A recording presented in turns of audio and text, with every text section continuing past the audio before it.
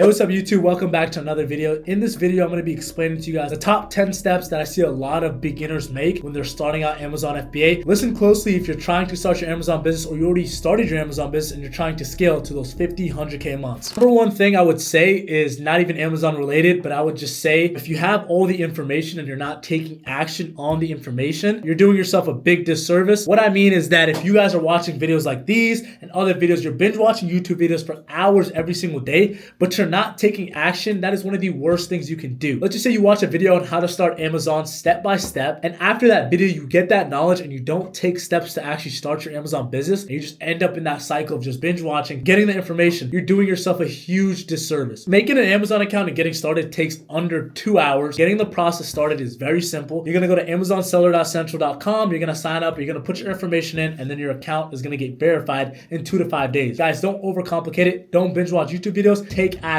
I promise you guys that it's not that hard. The third mistake that I see a lot of people make is when they get those little profits, right? Especially if you have low capital, you get those couple $100s in profit, and instead of reinvesting that money, you get that dopamine and you spend it on stuff that doesn't even matter instead of reinvesting it to your own business. Your Amazon business is something that you want to grow, and using those profits instead of reinvesting it is going to slow down your growth. Fourth issues that I see a lot of Amazon sellers make is that they use just way too many software. The only thing you need is SellerAmp and Keepa. There's all these other softwares that you're gonna see ads on them. You're gonna see your favorite influencer or guru telling you that you need to use all these expensive softwares, but the only softwares you need to do your first 6 figures on Amazon is SellerAmp and Keepa. All the others are kind of helpful, but they're not needed. This rookie mistakes that I see a lot of sellers make is not keeping track of their accounting and how much profit they're actually making, right? If you're not organized in your business, it's 100% gonna fail, and you should know how much fees Amazon is taking and how much profit you're making with every order that you sell out or shipment that you send to Amazon FBA. 7 is a lot of people are guilty of this just because it's kind of intimidating for new sellers, but it's failing to read Keepa chart. There's so many people that just download SellerAmp and think they could actually, run a profitable Amazon business. That could be farther from the truth. You need Keepa because that's a database of all the listings, right? You could see how many times it's sold 3 months ago, 6 months ago, a year ago, and you can make decisions backed by data. You're not going to be playing any guessing games, right? IP complaint where the brand kicks you off the listing, right? You wouldn't know that if you didn't look at the data. You wouldn't know the buy box win percentage if you didn't have the Keepa chart. So a lot of new sellers,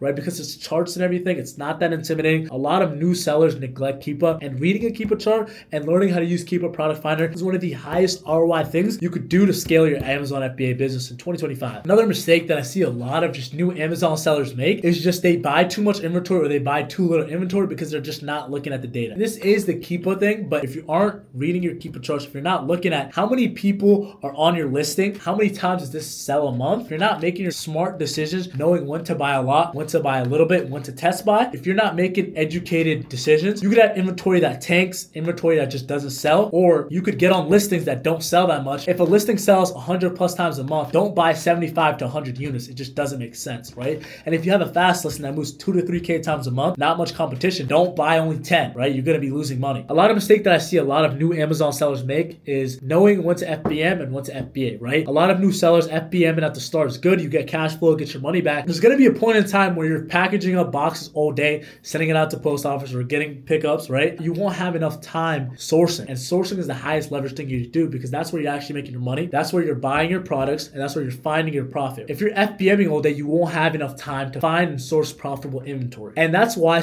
knowing when to switch to FBA after you go hit that 10, 20, 30K month, because FBA is way more scalable, right? Let me ask you guys a question. Just think about it hypothetically, right? If I was selling this Vaseline thing, right, and I was FBMing this, I would have to do 100 boxes, 100 different orders, have to ship them out, pack them out, send it out to USPS or UPS or FedEx, right? But if I was doing FBA, all I'm doing is I'm slapping an F and SKU label on this. I'm putting 100 of these in 1 or 2 boxes, ship it out to Amazon, and Amazon handles fulfillment, customer service, and everything. Once I send this out to Amazon, I'm forgetting about everything automatically selling for me, right? It's way more scalable. FBA is way more scalable. A lot of people fall in love with the FBM, but FBA is where you're going to be able to scale to those 40, 50, 60, 70, 80, 100K months. At the end of the day, FBA, you want to be delegating stuff. You want to be building this into a business. And if you're working a job in your business instead of running it and delegating stuff, you're doing yourself a big disservice. A big mistake that I see a lot of new Amazon sellers make is that they're not networking, they're not putting themselves out there, not having a strong community and network of people that are ahead of you in this Amazon game that you can learn from is one of the biggest mistakes that you could be doing, because the mistakes that you're going through right now, they have probably went through it. Instead of spending a couple of days or a couple of weeks on one issue that could take 15 minutes to solve, if you had someone that has already done it before, that has solved the problem, went through the problem and solved it, right? That could save you so much time. Having someone you could ask that has already done before and having a network of people who have already done what you're trying to do is one of the best things you could have in your corner when you're trying to start and scale your Amazon business. The mistake that I see a lot of Amazon sellers make is just not delegating, right? Not delegating to prep centers, not delegating to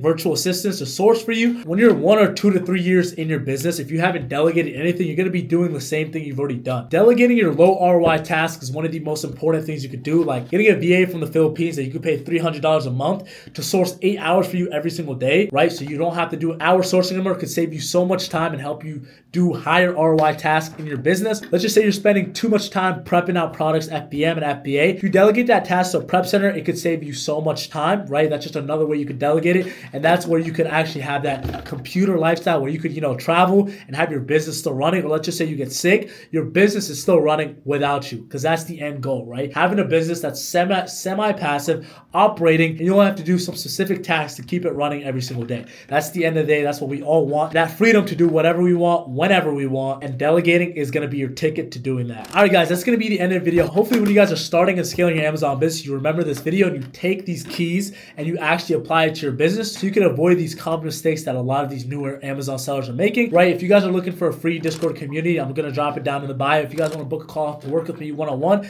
I'll drop the link to book a call with me down there. Guys, if you got value from this video in any type, way, or form, give me a like, comment, and I'll see you guys in the next video.